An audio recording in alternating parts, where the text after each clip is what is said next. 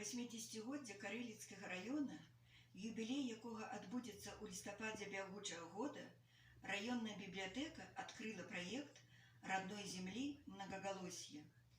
Паслухайце, калі ласка, верш мясцовага паэта Івана Вербіцкага «Край карэліцкі мой».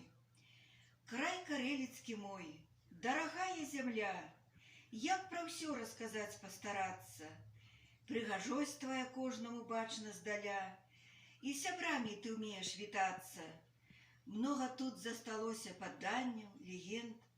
Колькі раз ты адмучыць паспела, а згубіць не змагла свой пратораны след, бо да мэты імкнулася смела. Край карэліцкі мой, партызанскі размах, не жадаў чужаку пакланіцца, устаяў у змаганні сваім на нагах, змагаром прадаўжаеш лічыцца.